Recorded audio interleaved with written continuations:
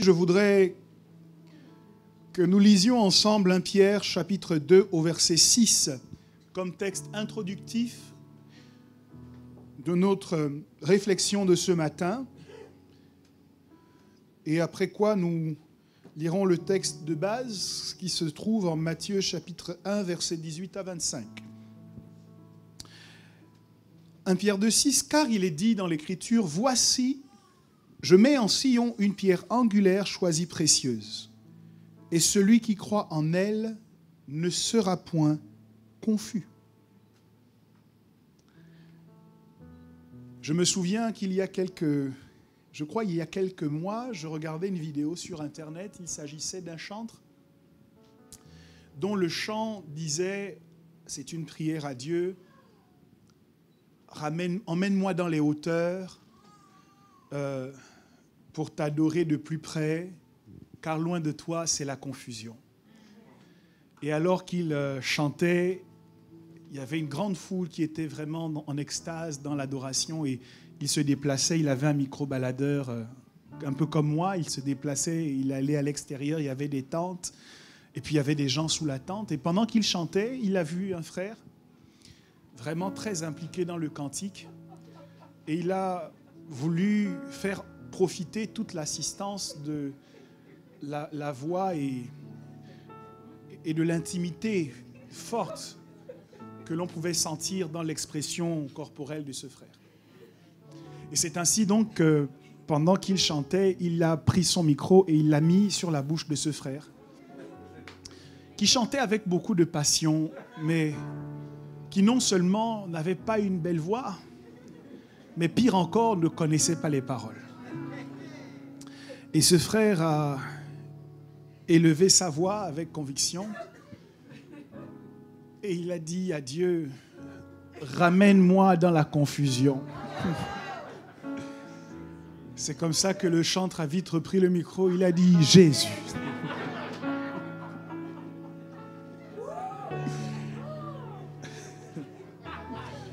Parce qu'il était clair pour le chantre que ça ne pouvait pas être une prière que de demander à Dieu de nous ramener dans la confusion.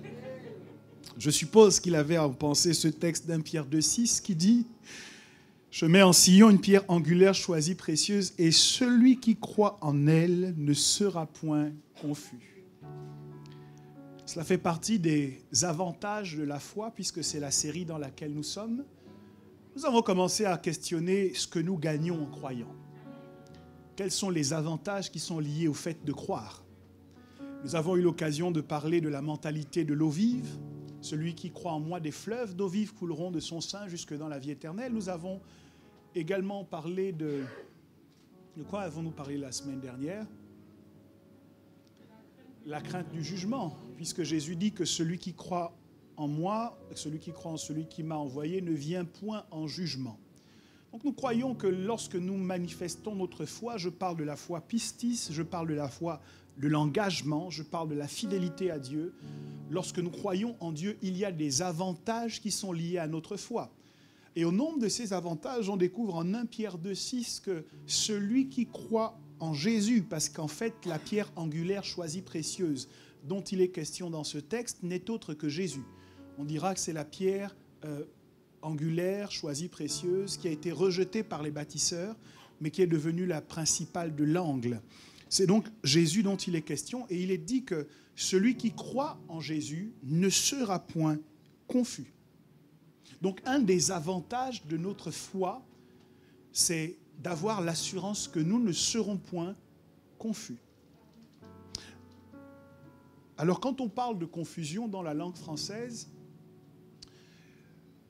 il y a au moins deux significations qui me viennent à l'esprit. Quand on dit de quelqu'un qu'il est confus, la première chose à laquelle on fait référence, c'est que c'est quelqu'un qui est un peu perdu.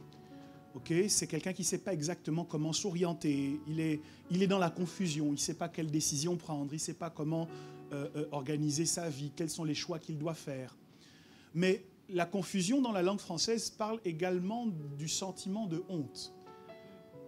Quand quelqu'un dit, après s'être trompé, après avoir posé un acte mauvais, la personne va dire « je suis confus ».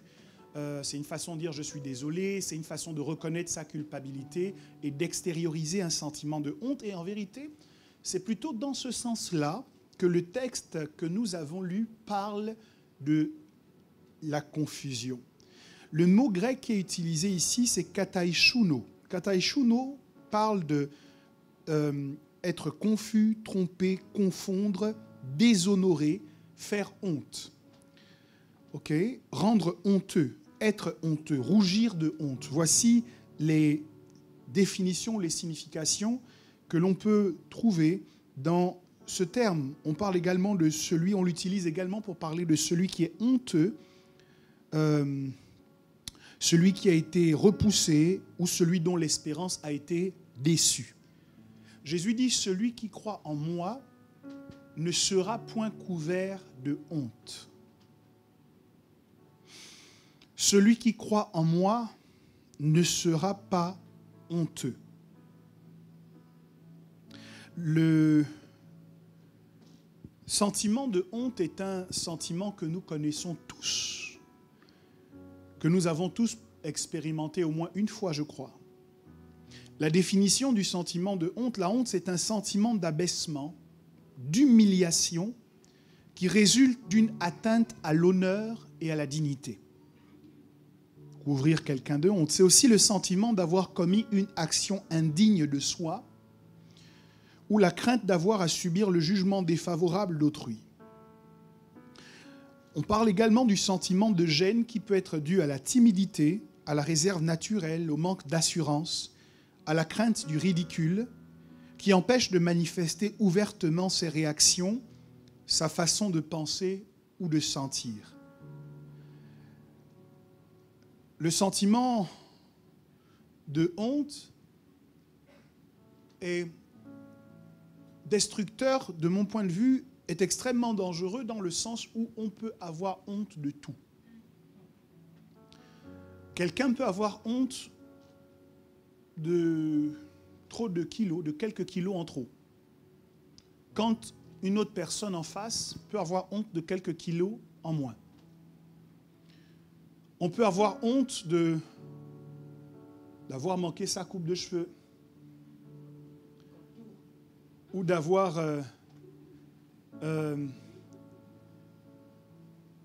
marié de mauvaise manière les couleurs.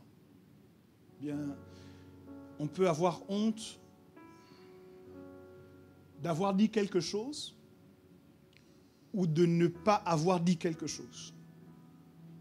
On peut avoir honte d'avoir posé un acte ou de ne pas avoir posé l'acte qu'il fallait à ce moment-là. On peut avoir honte d'une mauvaise note qu'on a eue à l'école. On peut avoir honte de dire ouvertement quel est son salaire. On peut avoir honte de la maison dans laquelle on habite ou du kilométrage de la voiture qu'on conduit. On peut avoir honte des personnes que l'on fréquente. On peut avoir honte de tellement de choses. Et ça ne serait pas si grave si ce n'était qu'un sentiment, mais le problème, c'est que ce sentiment va avoir un impact sur la manière dont nous vivons. Une personne qui est atteinte par le sentiment de honte va manquer de l'assurance nécessaire pour saisir toutes les opportunités qui s'offrent à elle dans la vie. Une personne qui est prise par le sentiment de honte aura du mal à dépasser ses incapacités pour s'élancer avec assurance dans sa destinée. C'est donc réjouissant pour nous d'apprendre que lorsque nous croyons en Jésus, il a aussi inclus dans le package une porte de sortie qui concerne justement le sentiment de honte. C'est réjouissant de savoir que Dieu prend aussi en considération ce que nous ressentons au-dedans de nous-mêmes et que par la foi, nous pouvons ressentir les choses différemment. Que l'un des avantages de la foi, parce que souvent lorsqu'on parle de la foi, on parle de son implication, de sa manifestation extérieure. Par la foi, on a pu conquérir des royaumes. Par la foi, on a pu mettre en déroute des armées. Mais la foi a cet avantage insoupçonné qu'elle commence d'abord à nous reprogrammer de l'intérieur. Et c'est certainement parce qu'elle nous reprogramme d'abord de l'intérieur que nous sommes ensuite en capacité d'affecter l'extérieur. Jésus est donc concerné par ce que nous ressentons. Un magazine de psychologie que je lisais disait que l'une des choses qui donne de la force à la honte, c'est justement qu'elle nous force à nous replier sur nous-mêmes parce que personne ne prend plaisir à parler de ce qui lui fait honte. Et moins nous en parlons, plus nous sommes honteux par rapport à certaines choses.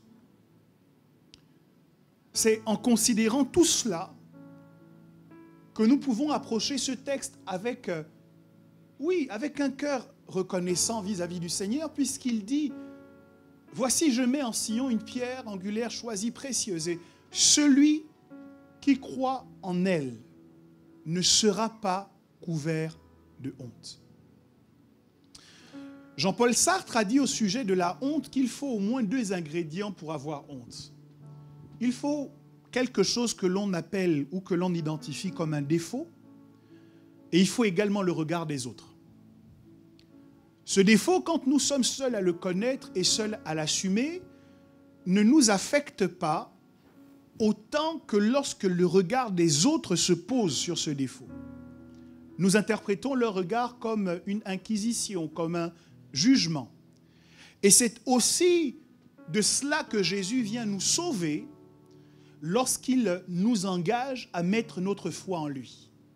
Il dit, si vous croyez en moi, même les imperfections que vous avez n'auront plus autant de pouvoir que cela sur vous. Les défauts que vous avez n'auront plus autant de pouvoir sur vous parce que vous aurez mis votre foi en moi. Cela me permet d'ouvrir une piste d'explication au sujet de la foi et pourquoi nous disons que l'objet de la foi est si important. La foi permet un transfert. Lorsque nous croyons en Jésus, cela permet à Jésus de transférer quelque chose qui est en lui sur nous. Alléluia. Lorsque nous croyons en un coach, en un évêque, en un pasteur, lorsque nous croyons en nous-mêmes ou que nous croyons en notre force principale, nous serons rattrapés par le mauvais objet dans lequel nous avons investi notre foi, parce que tout ce en quoi nous mettrions notre foi qui n'est pas Jésus est imparfait. Et donc nous pouvons puiser dans cette chose de la force et de l'encouragement, mais les imperfections de cette chose ou de cette personne nous seront transmises également. En revanche, lorsque nous investissons notre foi en Jésus, ce que nous recevons de Jésus, c'est la perfection de Christ. Et donc, nous ne nous approchons pas de Dieu de par nos défauts, mais nous nous approchons de Dieu en nous appuyant sur la perfection de Christ. Par Jésus, le Père s'est organisé pour que nous puissions bénéficier des perfections du Fils, même là où nous avons des défauts. Si ce n'est que par moi, Dieu ne devrait pas m'exaucer. Mais puisque je prie au nom de Jésus, et que Jésus est sans défaut, et que Jésus n'a jamais péché, et que Jésus est digne de recevoir l'exaucement, alors je peux m'attendre à être exaucé parce que ma foi n'est pas dans mes propres capacités, ma foi est en Jésus. Je ne prie pas en mon nom, mais je prie au nom de Jésus. Donc je reçois ce qui normalement est destiné uniquement à Jésus. De la même manière que Jacob, en s'introduisant dans la chambre de son père Isaac, après avoir revêtu les vêtements d'Ésaü, n'était pas éligible, humainement parlant, à recevoir la bénédiction qui était réservée à l'aîné. Mais quand Isaac a dit « la voix est la voix de Jacob », mais les vêtements sont les vêtements d'Ésaü, il a senti l'odeur des vêtements d'Ésaü, Isaac n'a eu d'autre choix que de proclamer la bénédiction qui devait retomber sur Ésaü. De la même manière, lorsque nous nous approchons de Dieu, Dieu dit, la voix est la voix de Prudence.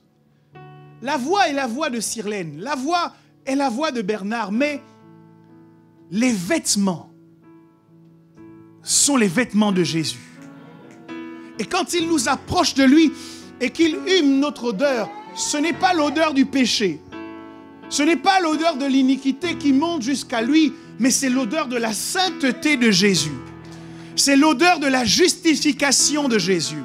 C'est l'odeur de l'innocence de Jésus qui monte jusqu'à lui. Et en humant l'odeur de son Fils unique, Dieu peut nous bénir exactement de la même manière qu'il bénirait Jésus.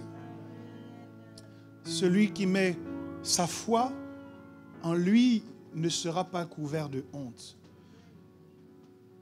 Et je me suis réjoui en lisant cela, mais j'ai été quelque peu en difficulté tout de même. Parce que lorsque je prêche, que je vous prêche, en général, je me prêche à moi-même. Et avant de vous prêcher un message, en règle générale, je me le prêche à moi-même. Et je me demande souvent où est-ce que je me situe par rapport à ce texte que je viens de lire et que je m'apprête à prêcher. Alors, je veux vous rassurer, je ne me prêche pas moi. Ça signifie que je ne vous prêche pas seulement ce que moi je sais faire. Parce que je ne veux pas vous limiter à ce que moi je peux déjà faire. Je veux vous prêcher la Bible dans son intégralité. Ça veut dire que si la Bible dit quelque chose que je n'ai pas encore obtenu, je crois qu'en proclamant ce que la Bible dit, il y a de la puissance dans ce que la Bible dit pour que quelqu'un dans la famille puisse l'obtenir. Alors, il y a des gens qui disent il ne faut prêcher que ce que tu vis ou que ce que tu fais. Je suis en désaccord avec ça. Je crois qu'en tant que prédicateurs, nous devons faire tous nos efforts pour être des modèles et des exemples, mais nous ne devons jamais limiter notre prédication à nos victoires ou à nos échecs. Parce que tout le monde n'est pas censé connaître uniquement nos victoires et aussi nos échecs. Moi, je crois que des fils accomplis doivent faire mieux que leur père. Et donc, c'est ma bénédiction de vous imaginer aller plus loin que moi. Et c'est pourquoi je ne vous limiterai pas à moi, mais je veux vous prêcher le conseil de Dieu dans son intégralité. Mais ceci étant, je pose quand même une question. Je dis, bon, le texte dit « Celui qui croit en moi ne sera point confus ». Et je me suis demandé, Seigneur, est-ce que je peux honnêtement me présenter devant les gens et leur dire l'un des avantages de la foi, c'est que vous n'aurez plus honte. Parce que moi, je crois depuis un certain temps, et je suis au regret de vous annoncer qu'il m'est arrivé quand même d'avoir honte. Je ne peux pas vous raconter une légende. Je crois depuis que j'ai l'âge de 12 ans, mais il y a des situations dans lesquelles je ne me suis pas senti à la hauteur. Il y a des situations face auxquelles j'aurais voulu dire ceci et j'ai dit autre chose. Ou j'aurais voulu faire cela et j'ai fait autre chose. L'apôtre Paul, d'ailleurs, nous montre que ce n'est pas quelque chose qui est propre uniquement aux prédicateurs d'aujourd'hui, puisqu'il dit « Le bien que je veux faire, je n'arrive pas à le faire, et le mal que je ne veux pas faire, c'est le mal que je fais. » Il en arrive à dire « Malheur à moi, qui me délivrera de ce corps de mort ?» Donc l'apôtre Paul aussi avait des choses qui le dérangeaient. Lorsqu'il prie afin d'être délivré de l'écharde dans la chair, c'est quelque chose qui lui causait un sentiment de honte. C'est quelque chose qui causait en lui de la confusion. Et c'est la raison pour laquelle, à 3 reprises, il a demandé à Dieu de l'en délivrer, de l'en libérer. Donc le texte me dit, celui qui croit en moi ne sera point confus. Mais quand j'observe ma vie, je ne connais pas ta vie, c'est à toi de l'observer. Mais moi, quand j'observe ma vie, je ne peux pas dire que j'ai vécu une vie où jamais plus je n'ai connu la honte depuis que j'ai connu Jésus. Donc il y a quelque chose dans ce passage qui me dérange. Il y a quelque chose qui me gêne. Or, je sais que la Bible est la vérité. La Bible est la vérité et la Bible me dit que celui qui croit en Jésus n'aura plus jamais honte. Alors je me demande, pourquoi les chrétiens ont encore honte? Pourquoi les chrétiens sont encore en face de la honte alors qu'un des avantages de la foi, c'est justement d'enlever l'opprobre de nous? Les promesses de la parole de Dieu sont nombreuses à ce sujet. Lorsque Dieu nous dit qu'il enlèvera la honte de nos cœurs, il enlèvera la honte de dessus nous et qu'il la remplacera par la réjouissance, par la célébration et qu'il fera de nous des exemples et des modèles et qu'il fera de nous la tête et non la queue et que nous n'emprunterons jamais mais que les nations viendront nous emprunter à nous. Il y a beaucoup de passages qui montrent que nous devrions être dans une autre situation, mais à cause de l'expérience de la vie, je suis obligé de m'interroger sur le sens de ce verset. C'est pourquoi le titre de mon partage ce matin, c'est une histoire honteuse. Je veux vous parler d'une histoire honteuse en Matthieu chapitre 1, versets 18 à 25. Il est écrit, voici de quelle manière arriva la naissance de Jésus-Christ. Marie, sa mère, ayant été fiancée à Joseph, se trouva enceinte par la vertu, dites avec moi, par la vertu du Saint-Esprit. Avant qu'ils eussent habité ensemble, Joseph, son époux, qui était un homme de bien et qui ne voulait pas la diffamer, se proposa de rompre secrètement avec elle. Comme il y pensait, voici, un ange du Seigneur lui apparut en songe et dit, Joseph, fils de David, ne crains pas de prendre avec toi Marie, ta femme, car l'enfant qu'elle a conçu vient du Saint-Esprit. Elle enfantera un fils et tu lui donneras le nom de Jésus. C'est lui qui sauvera son peuple de ses péchés. Tout cela arriva afin que s'accomplisse ce que le Seigneur avait annoncé par le prophète. Voici, la Vierge sera enceinte et elle enfantera un fils. Et on lui donnera le nom d'Emmanuel, ce qui signifie Dieu avec nous. Verset 24, Joseph s'étant réveillé, fit ce que l'ange du Seigneur lui avait ordonné, et il prit sa femme avec lui. Verset 25, mais il ne la connut point jusqu'à ce qu'elle eût enfanté un fils. Ça veut dire qu'après il l'a connue. Je reprends. Mais il ne la connut point jusqu'à ce qu'elle eût enfanté un fils. Ce qui veut dire qu'après qu'elle eut enfanté ce fils, Joseph a consommé le mariage avec Marie. Un fils auquel il donna le nom de Jésus. Vous serez surpris que j'ai intitulé mon partage « Une histoire honteuse » parce que les protagonistes de l'histoire que je viens de vous présenter, d'ailleurs l'épisode que je viens de lire ici est justement un épisode fondateur de l'histoire du christianisme. Et je crois que nous sommes en difficulté lorsque nous abordons ce texte parce que nous ne rentrons pas suffisamment dans le contexte de l'époque pour comprendre exactement ce qu'ont pu ressentir les protagonistes de cette histoire. Premièrement, je veux vous parler de Marie. Si vous approchez l'histoire de Marie avec la culture du 21e siècle, rien ne vous choquera dans cette histoire. Parce qu'il n'est pas rare dans notre culture aujourd'hui d'avoir une jeune femme qui habite toute seule dans son appartement et qui est en capacité de dire à sa mère un beau jour « Je suis enceinte » sans que ça ne crée de scandale dans la famille. Marie n'a pas vécu dans notre siècle. À l'époque de Marie, vous devez savoir que Marie ne pouvait pas vivre toute seule, mais que Marie habitait dans la maison de ses parents. Et que lorsque l'ange vient dire à Marie, « Tu seras enceinte », parmi les premières personnes qui vont constater que Marie est enceinte, il y a bien évidemment les parents de Marie. Les mères sont en capacité d'identifier très très rapidement lorsque quelque chose dans l'anatomie de leur fille est en train de changer. Donc, si vous rentrez un peu dans l'histoire, vous pouvez vous demander qu'est-ce qui s'est passé lorsque, dans les premiers mois de sa grossesse, le corps de Marie a commencé à changer. En tant que jeune femme vierge, qui plus est était fiancée à Joseph, Marie était étroitement surveillée par ses parents. Parce que si jamais, quand le mariage devait être consommé, on constatait qu'elle n'était pas vierge, cela était une honte pour toute la famille.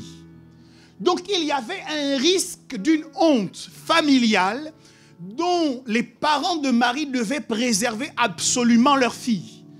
Donc j'imagine que Marie, ses allées et venues étaient très certainement surveillées avec beaucoup d'attention. Lorsque Marie voulait sortir pour aller acheter du pain, sa mère lui disait « Hey, où tu vas ?»« Je vais à la boulangerie. »« Attends, je t'accompagne. » Lorsque Marie s'attardait un petit peu au portail le soir, son père allait régulièrement faire des tours. Lorsqu'elle se mettait dans un coin avec son smartphone, son père disait « Marie, tu parles avec qui là ?» Parce que cette jeune fille, bien sûr, il n'y avait pas de smartphone à l'époque, vous comprenez, c'est une ironie. N'allez pas dire il a fait une hérésie, il a dit que Marie avait WhatsApp. Non, c'est une façon de dire. Ou signal. Donc, Marie était étroitement surveillée. Et cette jeune fille, qui est dans la maison de ses parents, voit l'ange dépasser son père, dépasser sa mère, pour aller directement s'adresser. Les théologiens disent qu'elle avait entre 13 et 16 ans. Pour aller dire à Marie, tu vas être enceinte. Marie commence à dire, comment ça va se faire puisque je ne connais pas d'homme. Mais en vérité, ce qu'elle veut dire, c'est, je ne suis pas encore mariée. Et ce qu'on peut entendre par je ne suis pas encore mariée, c'est, je suis encore sous la responsabilité de mes parents. Comment tu veux me mettre dans une situation où je vais aller dire à ma mère, maman, moi, Marie, fiancée à Joseph, je suis enceinte. Elle ne pouvait pas donner la grossesse à Joseph, comme certaines personnes le font. Elle est tombée enceinte, elle dit c'est lui le père. Elle ne pouvait pas faire ça, parce que les parents les surveillaient tellement qu'il était improbable que Joseph ait pu réussir à s'introduire discrètement pour aller avoir des relations avec Marie. Imaginez un peu Marie, que sa mère interpelle pour dire, Marie, il y a quelque chose qui se passe dans ton corps, on dirait que tu es enceinte. Imaginez l'état psychologique de Marie qui doit dire à sa mère, oui maman, je suis enceinte de Dieu.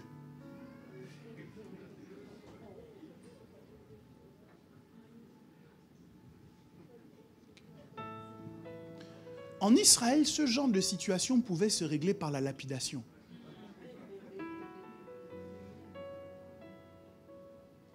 Vous pouvez imaginer le sentiment de honte dans lequel Marie était lorsqu'elle se déplaçait dans la rue et que les gens voyaient comment son corps changeait alors qu'elle n'était pas encore mariée. Alors peut-être qu'on l'a cachée pour essayer d'éviter d'avoir honte, mais j'ai quelques doutes sur le fait que son histoire soit restée confidentielle, parce qu'en Marc chapitre 6 au verset 3, quand les gens ont vu Jésus, ils ont dit, n'est-ce pas le charpentier, le fils de Marie? Ce qui est une injure. Parce que dans la culture juive, on ne dit jamais le fils de la mère. On dit toujours le fils du père. Donc s'ils ont dit le fils de Marie, ça veut dire que c'était de notoriété publique que Jésus n'était pas le fils de Joseph. Imaginez la honte que Marie a dû porter dans sa famille et au milieu de toutes les personnes qui étaient dans son village. Dans son village, dans un village, tout le monde se connaît. Imaginez le regard qu'elle a dû soutenir. Imaginez les critiques qu'elle a dû entendre. Imaginez les jeunes filles qui se mettaient dans un coin et qui la regardaient du coin de l'œil et qui parlaient en riant à son sujet. Marie est rentrée dans une histoire honteuse. Mais ce qui me choque, c'est que Marie a connu la honte. Marie est rentrée dans l'humiliation à cause de la révélation. C'est une chose que de connaître la honte parce que vous avez mal agi. Mais c'est une autre chose de connaître la honte parce que Dieu agit. La raison pour laquelle Marie était dans cette situation compliquée, c'est parce qu'un ange de Dieu est venu la trouver. Je peux nous aider un instant? Je veux vous dire qu'avant de juger quelqu'un, vous devriez faire attention pour savoir exactement ce qui explique la situation dans laquelle la personne se trouve. Parce que l'humiliation de Marie était directement liée à la révélation de Marie. Marie était au courant de quelque chose que les gens autour d'elle ne savaient pas. Et donc Marie pouvait recevoir le jugement des autres, alors qu'en fait, elle était dans l'humiliation à cause de la révélation. Je pourrais également vous parler de Joseph. Joseph est fiancé à Marie. Joseph doit épouser Marie et puis il entend un jour sa fiancée qui lui dit « Écoute, tu sais, en fait, je suis enceinte. » Joseph est au courant qu'il n'a jamais couché avec Marie. Je suis enceinte, ça veut dire j'ai certainement couché avec quelqu'un d'autre que toi. C'est pour cette raison que Joseph réfléchit en se disant le mariage ne peut plus avoir lieu, je dois me séparer d'elle. Joseph ne va pas se séparer de Marie uniquement parce qu'il est jaloux et parce qu'il est en colère. Joseph doit se séparer de Marie parce que c'est également une honte pour lui d'épouser une femme dans cette situation. Bien. Je pense d'ailleurs que quand Joseph choisit d'accepter de prendre Marie pour femme, Joseph sacrifie beaucoup plus que ce que nous pensons. Dans la culture juive à l'époque, lorsqu'un homme prenait femme, il devait ramener cette femme dans son village. Et il construisait une pièce, attenante à la maison de son père, qui serait désormais l'habitation de lui et de sa femme. Ça veut dire qu'il était commun, habituel, pour un homme d'un certain lieu, d'aller prendre femme dans un lieu et de la ramener du lieu d'où il était originaire. Cependant, lorsque César va publier un édit demandant à tout le monde d'aller se faire recenser dans sa ville de naissance, on découvre que Joseph n'a pas ramené Marie dans sa ville de naissance. Sinon, il n'aurait pas eu à faire tout le long voyage qu'ils ont fait. La raison pour laquelle Joseph est obligé de faire tout ce long voyage, c'est parce que quand il a épousé Marie, il n'a pas pu venir se réinstaller à Bethléem. Bethléem, c'est son village. C'est là qu'il y a sa famille. Je pousse un peu. Joseph a grandi là. Dans cette ville, tout le monde le connaît. Vous imaginez que vous arrivez dans une ville où tout le monde vous connaît. Vous avez votre femme qui est enceinte. Et puis quand vous allez voir l'aubergiste, il vous dit il n'y a plus de place. Et dans la ville où tout le monde vous connaît, personne ne peut vous héberger avec une femme enceinte qui est sur le point d'accoucher. La raison pour laquelle Joseph n'a d'autre choix que d'aller dans les tables, c'est parce que c'était de notoriété publique, c'était une humiliation générale pour lui d'avoir épousé Marie. Personne ne pouvait accueillir Joseph dans sa maison. Mettez-vous à la place de ces gens, ou plutôt mettez-vous dans la même situation. Vous êtes dans un village, il y a un monsieur qui vient frapper à votre porte et qui vous dit « ma femme va accoucher ». Vous n'allez pas lui dire « va dans les tables ». À moins que vous ayez un problème avec la personne.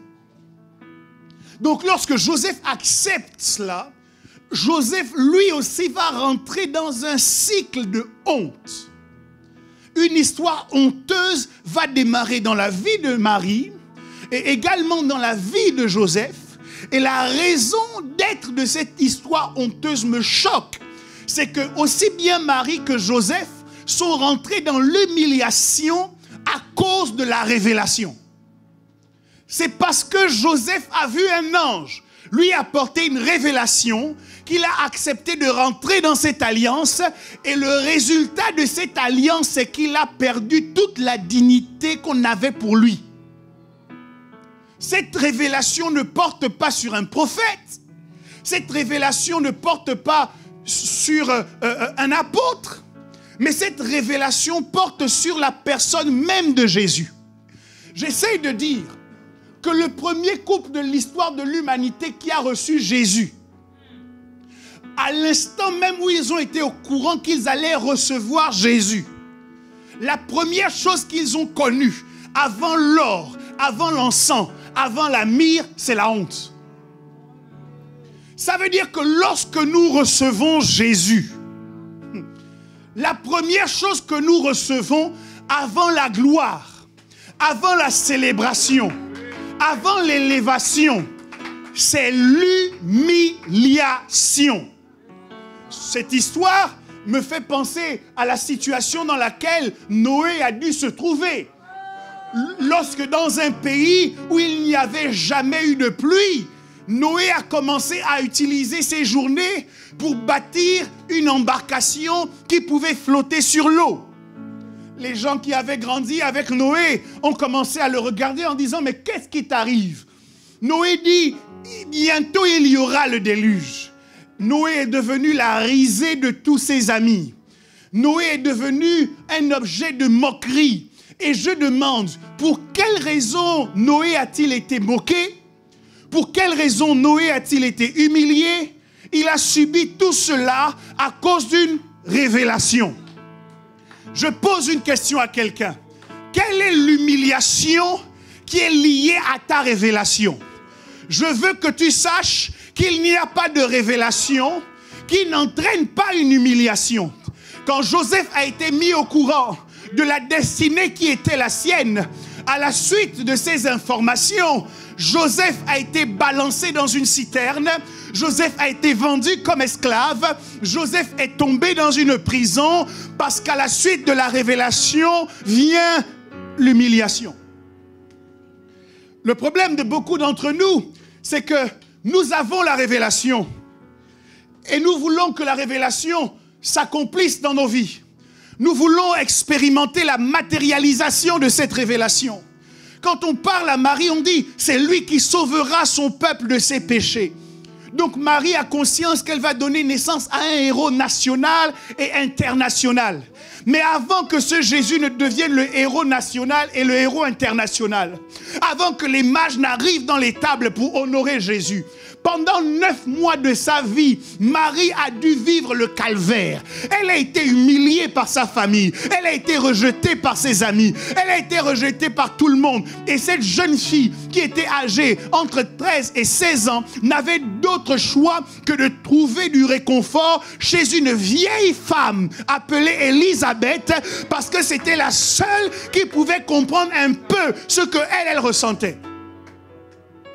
Aucune fille de son âge ne pouvait la comprendre. Lorsque tu reçois Jésus dans ta vie, les gens de ta génération ne te comprendront pas. Parce que ton cœur va commencer à battre pour autre chose que ce qui fait battre leur cœur. Tu ne peux pas assumer la révélation si tu n'es pas d'accord d'assumer l'humiliation qui va avec la révélation. Est-ce que je parle à quelqu'un? Noé aurait perdu sa vie et perdu la vie de sa famille s'il s'était cantonné à recevoir la révélation, mais s'il n'avait pas accepté l'humiliation qui va avec la révélation. L'un des problèmes que nous avons dans notre génération, c'est qu'en tant qu'enfants de Dieu, en tant que chrétiens, nous sommes d'accord pour la révélation, mais nous ne voulons pas assumer l'humiliation. Les chrétiens ne veulent pas devenir des personnes dont on se moque. On n'accepte pas ça. Les chrétiens n'acceptent pas de devenir des personnes qu'on prend pour des illuminés, pour des fous, pour des extrémistes.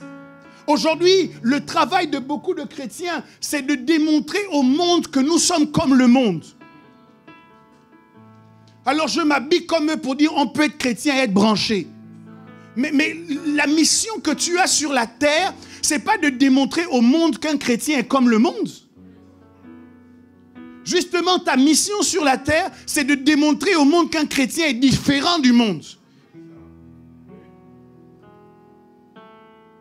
Bon. Le problème de Marie est lié à la révélation que Marie a reçue. Donc, je voudrais que tu t'interroges sur la raison d'être des problèmes que tu expérimentes. Si tu es combattu parce que tu as eu la révélation de Jésus, si tu es rejeté parce que tu as eu la révélation de Jésus, si certaines portes se ferment parce que tu as choisi Jésus, tu ne fais rien de différent de ce qu'ont fait les premières personnes qui ont rencontré Jésus. Vous me direz peut-être qu'il ne s'agissait que d'une histoire isolée, mais ce même Dieu qui nous dit « Celui qui croit en moi ne sera point confus ». Vous savez comment il est mort? Comment Jésus est mort? Jésus est mort dans l'humiliation la plus totale. Dans les films que vous regardez, dans les représentations cinématographiques, on vous dit qu'il avait une sorte de caleçon. Mais quand les Romains crucifiaient quelqu'un, en règle générale, cette personne était nue, complètement nue. Jésus a été humilié. On a craché sur lui.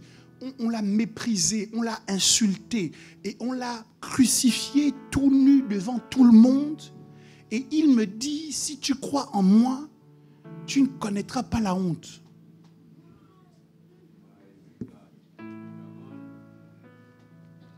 Je dis, Seigneur, oui, je suis d'accord d'avoir la foi, mais quand même. Parce que quand il dit, celui qui croit en moi, il chassera les démons. Mais dans sa vie, j'ai vu qu'il a chassé les démons. C'est bon. Il guérira les malades. Je peux croire. Je l'ai vu guérir les malades. Mais il dit, il ne connaîtra pas la honte. Maintenant, quand je regarde sa vie, il arrive dans un temple, il prêche. À la fin, on veut le lapider.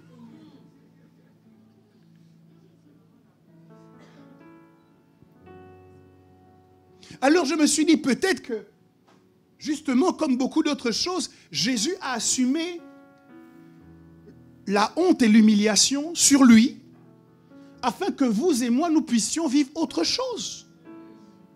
Peut-être qu'il a, puisque la Bible nous dit, par ses meurtrissures, nous avons la guérison, il est possible que Jésus ait choisi d'assumer la honte sur lui, afin de nous relâcher la dignité, afin de nous relâcher les honneurs. Mais dans ces conditions, les apôtres,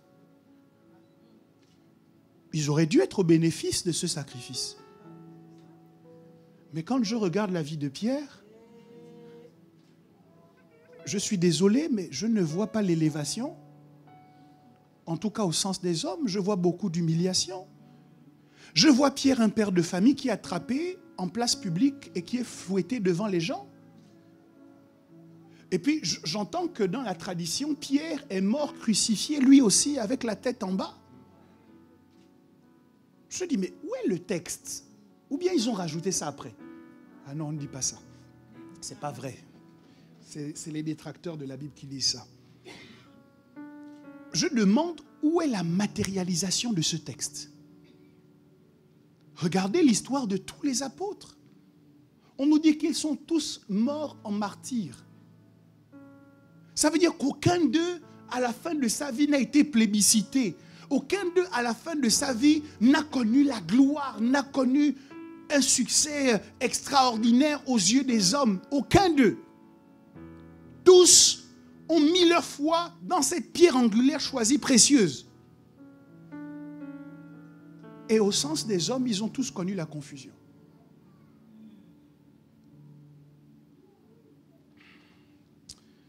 Mais je comprends que, puisque ce texte est la vérité, il doit être compris différemment de comment nous le comprenons de prime abord. Cet avantage que nous avons dans la foi doit être perçu différemment. Comment le percevoir?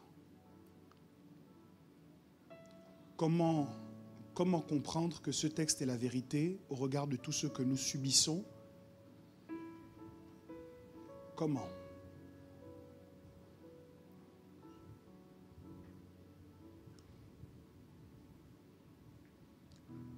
Il faut pour cela décider de ne pas s'arrêter sur les épisodes de la vie, mais d'analyser premièrement la suite de la vie. Lors de la construction de son arche, Noé était humilié. Mais quand la pluie a commencé à tomber, Noé est la personne que tout le monde voulait connaître dans tout le pays. les gens ont fait une file d'attente devant l'arche de Noé. Tous ceux qui avaient critiqué Noé, qui s'étaient moqués de lui, qui l'avaient humilié, ont fait la file d'attente devant l'arche de Noé. En disant, Noé, souviens-toi, on a joué aux billes ensemble. Noé, en souvenir du bon vieux temps, Noé, s'il te plaît, ouvre-moi la porte. D'ailleurs, Dieu connaissant Noé, n'a pas laissé à Noé le soin de déterminer qui ouvrait et qui fermait. La Bible dit que Dieu lui-même a fermé la porte derrière Noé. Donc, si vous prenez la situation de Noé au moment de la construction, vous verrez uniquement de l'humiliation. C'est ça notre problème. C'est que nous sommes en train de prendre une photo et d'analyser notre vie au moment de la construction. Mais c'est normal. Au moment de la construction, il y a de l'humiliation. Quand vous regardez la situation de Marie, pendant tout le temps où l'enfant était en train de se développer dans son ventre, pendant le temps où l'enfant était en construction, Marie subissait des humiliations. Mais lorsque l'enfant est né, elle a vu des étrangers arriver avec les bras chargés de présents. Et là, l'humiliation qu'elle avait subie depuis a commencé à être changée pour devenir l'élévation. Vous entendez que l'humilité précède la gloire? Vous devez pratiquer que l'humilité précède la gloire. Ce que vous avez subi comme moquerie et comme honte est validé dans le cadre d'une construction. Parce que dans la construction, on ne voit pas bien où vous allez. Dans la construction, on ne comprend pas bien ce que Dieu est en train de faire dans votre vie. Et plutôt que de se taire, les gens qui manquent de sagesse, qui n'ont pas vu ce que Dieu est en train de faire et qui ne savent pas ce que Dieu est en train de faire, ouvrent trop rapidement la bouche pour juger et pour se moquer et pour murmurer et pour critiquer. Mais il y a une promesse dans l'atmosphère qui pose la question, est-ce que nous avons mis notre foi en lui? Et Jésus dit, si tu as mis ta foi en moi, même si pendant le processus de la construction tu es moqué, lorsque la construction sera arrivée à son terme, ton nom sera cité en exemple. Pendant leur vie, ils ont été humiliés, certes, mais lorsqu'ils ont accompli ce pourquoi Dieu les avait envoyés, on a commencé à les citer en exemple. Et aujourd'hui, l'humanité tout entière doit remercier Noé parce que Noé a accepté d'entendre la voix de Dieu et Noé a accepté les humiliations qui allaient avec l'obéissance à la parole de Dieu. Dieu cherche dans notre génération non seulement des gens qui vont entendre le son de sa voix, mais des gens qui vont être d'accord d'assumer l'humiliation qui va avec le fait d'obéir au son de la voix qu'ils ont entendue. Alléluia! Il y a pendant la construction une dose d'humiliation. Pendant que tu es étudiant, tu n'es pas encore arrivé au bout. Tu es encore en construction. Donc tu vas être encore abonné un peu de temps au cordon bleu. Je ne sais pas si ça existe encore. Tu vas être abonné pendant un peu de temps encore aux pâtes. Les gens qui vont arriver dans ta maison, tu ne pourras pas les accueillir avec un repas gastronomique. Il n'y aura pas encore de truffes sur ta table. C'est normal, c'est juste parce que tu es encore étudiant. Tu es en construction. Et puis tu commences à peine le travail. C'est normal que tu n'achètes pas tout de suite la dernière voiture qui vient de sortir.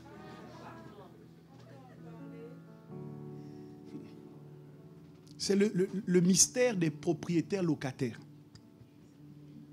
Propriétaire d'une voiture qui coûte au minimum l'apport que la banque demande pour acheter une maison. Mais locataire de sa maison. Propriétaire, locataire.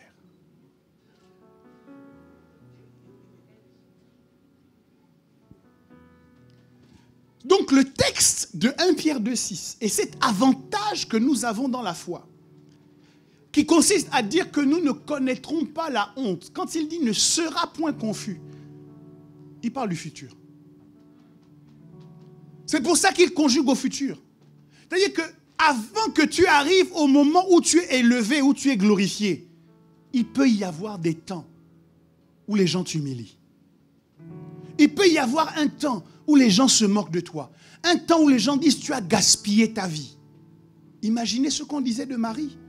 Oh, une belle jeune fille comme ça. Elle avait la vie devant elle. Malheureusement, elle était trop pressée.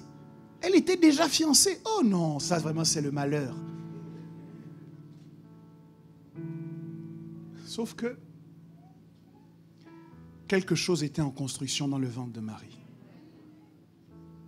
Joseph également a certainement subi l'humiliation de tout le monde, le rejet de tout le monde. Mais j'aimerais bien interroger les amis de Joseph, les parents de Joseph, ceux qui l'ont rejeté, qui ont dit « Mais comment tu peux épouser une femme qui est enceinte de quelqu'un d'autre? En plus, elle n'est pas bien dans sa tête. Elle dit le quelqu'un d'autre là, c'est Dieu. Comment? On ne t'a pas éduqué comme ça, Joseph. » J'aimerais bien leur demander leur avis maintenant, des siècles après, qu'à travers le nom de Jésus, toutes les familles de la terre sont bénies. J'aimerais bien leur demander leur avis. La Bible nous enseigne que la fin d'une chose vaut mieux que son commencement. L'avantage que nous avons dans cette foi que nous professons au sujet de la confusion, c'est que si nous n'avons pas de certitude quant au présent, nous avons une ferme conviction quant à l'avenir. Je ne sais pas par où Dieu va te faire passer. Je ne sais pas combien de temps ça va durer. Je ne sais pas combien de larmes tu vas verser. Mais ce dont je suis certain, selon 1 Pierre 2,6, c'est que si tu mets ta foi en Jésus, tu vas y arriver. Maintenant, j'aimerais vous poser la question. Qu'est-ce que vous préférez comme configuration? Être sûr de la fin ou être sûr du maintenant? Être sûr du pendant ou être sûr de la destination? Vous devez accepter des temps de flottement dans le maintenant. Vous devez accepter de ne pas comprendre certaines choses dans le maintenant. Parce que ça fait partie de l'histoire. Je me souviens de Pierre qui va dire à Jésus un jour, « Maître, nous avons tout quitté pour te suivre. » C'est-à-dire, à l'heure actuelle, on n'a rien. Comment on va faire? J'aurais aimé questionner Pierre. Le jour où, dans une église de 3000, de 5000 âmes, 5000 personnes ont vendu tout ce qu'elles possédaient et sont venues déposer aux pieds de Pierre. Je lui aurais demandé, « Hé Pierre, et l'entreprise de pêche là? Tu en dis quoi maintenant? » 5000 personnes ont tout vendu, sont venues déposer à ses pieds. Donc, Pierre n'avait aucune assurance sur le maintenant. Mais Jésus, lorsque nous mettons notre foi en lui, il nous assure sur la finalité. C'est le premier point ou le premier pan dans lequel il faut comprendre ce passage. Ne sera point confus. Peut-être que je connais un peu de confusion aujourd'hui, mais je sais qu'à la fin, c'est Jésus qui gagne. C'est l'euro en ce moment. Vous savez, avec le football, lorsque vous mettez un match, vous ne savez jamais comment ça va terminer. Nous avons l'avantage. On est en 2021 et il paraît que c'est l'euro 2020. J'aime bien. Parce que ça explique bien ce que je veux dire.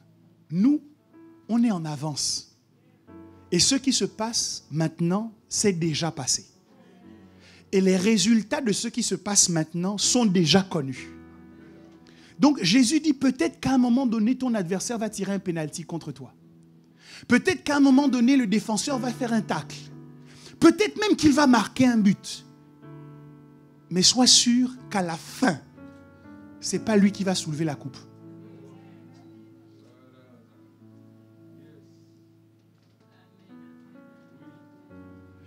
La deuxième façon dont je voudrais nous aider à comprendre ce texte, c'est que certes, aux yeux des hommes, Paul avait perdu toute sa prestance, toute sa notoriété et tout son niveau social élevé. Aux yeux des hommes, Joseph avait perdu tout l'honneur dont il était normalement détenteur avant d'accepter d'épouser Marie. Aux yeux des hommes, Pierre a certainement tout perdu et tout quitté.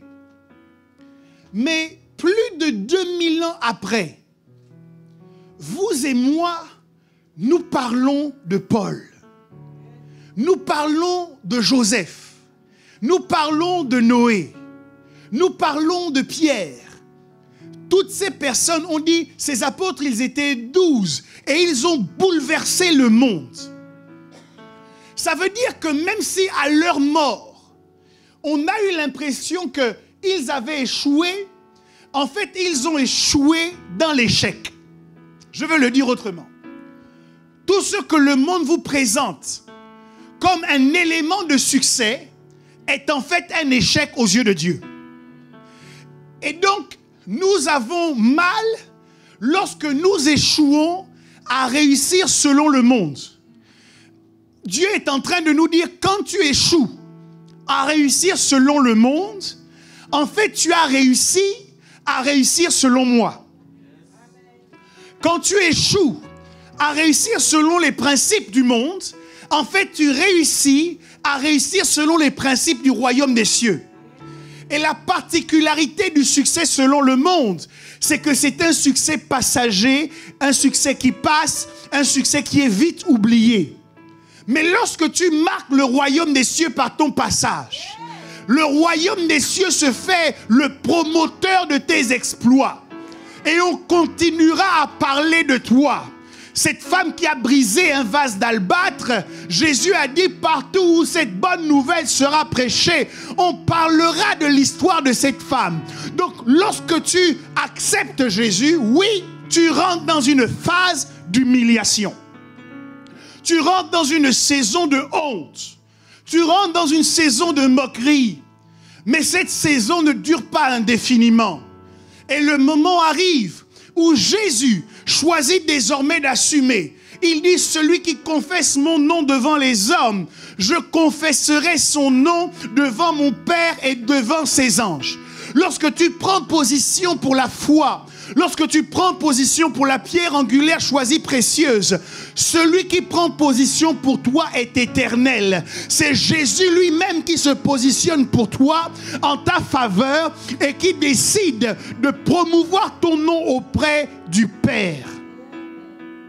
Non seulement la destination est assurée, mais également, dans le deuxième pan, le succès selon Dieu est assuré. Qui peut raisonnablement dire que Pierre a échoué dans sa vie? Qui peut raisonnablement dire que Jean a échoué dans sa vie? Ils sont tous morts martyrs, mais quand on parle d'eux, on dit qu'ils ont réussi. Pourquoi? Parce qu'ils n'ont pas réussi au sens du monde, mais ils ont réussi au sens de Dieu. Donc, voici comment je comprends ce texte. Celui qui croit en moi ne sera point confus signifie, premièrement, qu'il peut être sûr de la destination. Qu'au coup de sifflet final, lui, il sera parmi les vainqueurs. Deuxièmement, ça veut dire que celui qui met sa foi en moi investit son don, ses talents, son argent, son énergie dans un placement sûr qui portera forcément des résultats. À la différence de quelqu'un qui ne met pas sa foi en moi, qui va investir son don, ses talents, son énergie, son argent dans quelque chose qui malheureusement passe et se détruit. Voilà pour la raison pour laquelle une telle personne ne connaît pas la honte. Elle a mis sa foi dans le bon Dieu et elle s'est investie dans ce qui produit de vrais résultats. Alors, je ne sais pas pour vous, mais pour ce qui me concerne, je dirais que pour ce type de fin, pour ce type de finalité, il faut accepter un peu la faim. D'avoir faim. Si tu sais quelle est la faim qui t'attend, tu peux accepter pendant un peu de temps d'avoir faim. Si tu sais quelle est la finalité, tu peux accepter un peu d'être humilié. Tu peux accepter un peu d'être moqué. Parce que le disciple n'est pas plus grand que son maître. S'ils se sont moqués de Jésus, s'ils se sont moqués des premiers disciples de Jésus, alors ils vont se moquer aussi de toi. Il faut que nous arrêtions de courir derrière la célébration du monde. Que nous en soyons pleinement délivrés.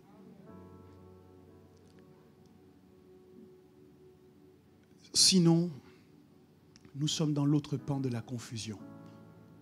C'est-à-dire que nous ne savons pas comment nous nous dirigeons. C'est le quand dira-t-on qui nous oriente. C'est ce que pensent les autres qui nous orientent. C'est l'avis de nos collègues de travail qui détermine la manière dont nous allons poursuivre notre carrière. Nous connaissons une certaine confusion.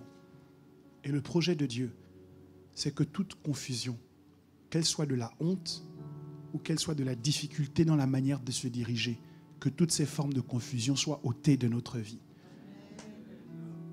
Que Dieu bénisse sa parole.